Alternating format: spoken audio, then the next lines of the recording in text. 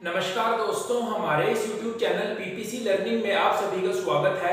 आज का हमारा इस वीडियो का टॉपिक है operations on two dimensional arrays कि हम टू डायमेंशनल एरेज पे कौन कौन से ऑपरेशन परफॉर्म कर सकते हैं। टू डायमेंशनल एरेज के बारे में हम पिछली वीडियोज में कंप्लीट स्टडी कर चुके हैं कि टू डायमेंशनल एरेज क्या होते हैं, कैसे हम एलिमेंट्स को इनिशियलाइज करते हैं, कैसे डिक्लेरेशन की जाती है। अगर आपने वो वीडियो नहीं देखी तो प्लीज एक बार उन वीडियो को जरूर देखिए। यहाँ पे हम पढ़ेंगे कि हम टू डायमेंशनल एरे में कौन कौन से ऑपरेशन परफॉर्म कर सकते हैं। सबसे पहले टू डायमेंशनल एरे की हमें जरूरत क्यों पड़ती है। टू डायमेंशनल एरे को हम वहां पे यूज करते हैं जहां पे हमें अपने डाटा को मैट्रिक्स या फिर टेबल की फॉर्म में स्टोर कराना हो। टू डायमेंशनल एरे किस तरह से डिक्लेयर किया जाता है, जैसे एक एरे है जिसका नाम है मार्क्स, डाटा टाइप है इंट। टू डायमेंशनल एरे की सबसे इंपॉर्टेंट बात क्या है कि इसमें दो सबस्क्रिप्ट होती है, जहां पे फर्स्ट सबस्क्रिप्ट डिनोट करती है रो को और सेकंड सबस्क्रिप्ट डिनोट करती है कॉलम को। तो ये कुछ इंपॉर्टेंट बातें हैं टू डायमेंशनल एरे के बारे। सबसे इंपॉर्टेंट कि इसकी फर्स्ट सबस्क्रिप्ट डिनोट करती है रो को और सेकंड सबस्क्रिप्ट डिनोट करती है कॉलम को। चलिए पढ़ते हैं कि हम टू डायमेंशनल एरे में कौन कौन से ऑपरेशन परफॉर्म कर सकते हैं। सबसे पहले ट्रांसपोज। ट्रांसपोज क्या होता है? बिल्कुल सिंपल, हम यहाँ पे बिल्कुल सिंपल इनको पढ़ेंगे कि ट्रांसपोज का क्या मतलब है। कि जैसे आपके पास एक मैट्रिक्स है,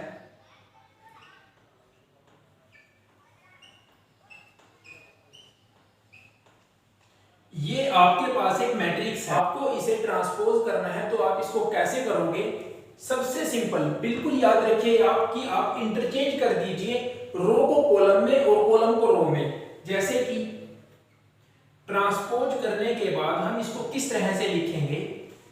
हम लिखेंगे रो को हम चेंज कर देंगे कॉलम में और कॉलम को चेंज कर देंगे रो में। तो जैसे ये एक रो है, हम इसको कॉलम की तरह लिख देंगे। अब आप इस रो को कॉलम की तरह लिख दीजिए, अब इसको लिख दीजिए, तो ये इसका ट्रांसपोज हो गया। तो हम टू डायमेंशनल एरे में इस तरह से ट्रांसपोज कर सकते हैं। ये इंपॉर्टेंट है, आपसे पूछा जा सकता है कि आप किस तरह से ट्रांसपोज कर सकते हो। अब आप कई बार ऐसा होता है कि जैसे आप रट्टा लगा लेते हैं कि हम कौन कौन से ऑपरेशन परफॉर्म करते हैं टू डायमेंशनल एरे में, तो आप वहां पे बता देंगे। जैसे आपसे वाइवा में पूछा गया कि आप कौन कौन से टू डायमेंशनल एरे में ऑपरेशंस को परफॉर्म कर सकते हो, तो आप बता देंगे हम ट्रांसपोज कर सकते हैं। अगर आपसे टीचर पूछ ले, वाइवा लेने वाला पूछ ले कि ट्रांसपोज का मतलब क्या है, तो आपको ये पता होना चाहिए।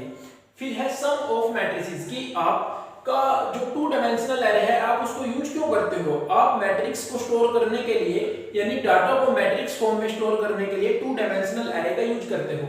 तो आपके पास जैसे दो मैट्रिक्स हैं और अगर आपको बोल दिया जाए कि इन दो मैट्रिक्स का आप सम कीजिए और जो रिजल्ट आएगा उसको स्टोर कीजिए, तो आप किस तरह से करोगे वो देख लेते हैं। बिल्कुल सिंपल चीजें हम यहाँ पे पढ़ेंगे आज इस वीडियो में। जैसे हमारे पास एक मैट्रिक्स है और हमारे पास एक मैट्रिक्स और है।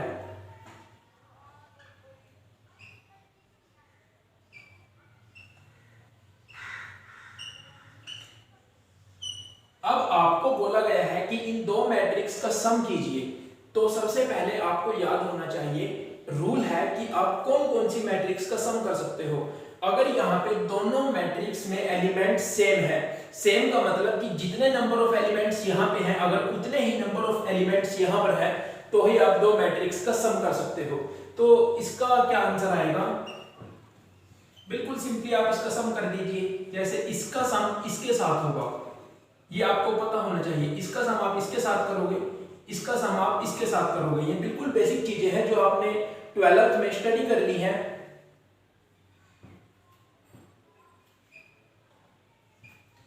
अब इसका सम इसके साथ, इसका सम इसके साथ, यानी जो एक दूसरे के आमने सामने है, यानी जब आप जो एक दूसरे के कोरस्पोंडिंग एलिमेंट है उन्हीं के साथ आप उनका सम करोगे।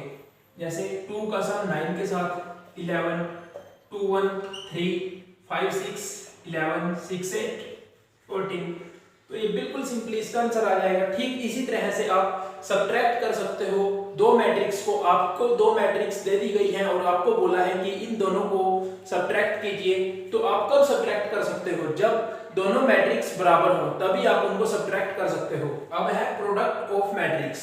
प्रोडक्ट ऑफ मैट्रिक्स, इसका एक रूल है, अगर वो रूल फुलफिल हो रहा है तो ही आप दो मैट्रिक्स का प्रोडक्ट कर सकते हो, मल्टीप्लाई कर सकते हो।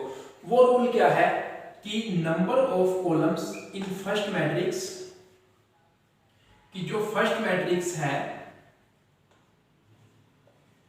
अगर उसमें जो नंबर ऑफ कॉलम्स हैं वो सेकंड मैट्रिक्स के नंबर ऑफ रोज के इक्वल हो, तो ही आप दो मैट्रिक्स को मल्टीप्लाई कर सकते हो, दो मैट्रिक्स का प्रोडक्ट कर सकते हो।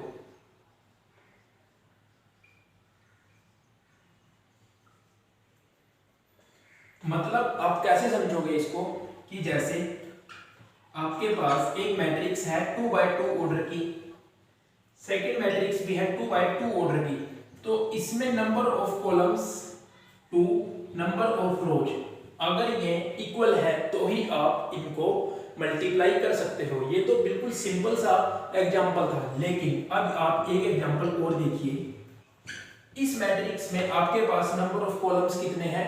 3, और इस मैट्रिक्स में नंबर ऑफ कॉलम कितने हैं? 3, तो ये इक्वल होने चाहिए।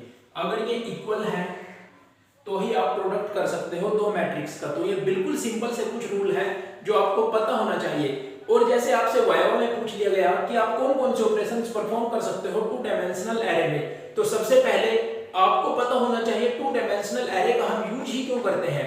और फिर आप जैसे इन चार ऑपरेशंस को बोल दो और आपको पता ही नहीं है कि ट्रांसपोज होता क्या है, यानी आप जो भी वाइवा में बोले आपको पता होना चाहिए उसके बारे में कि ट्रांसपोज हम कैसे करते हैं।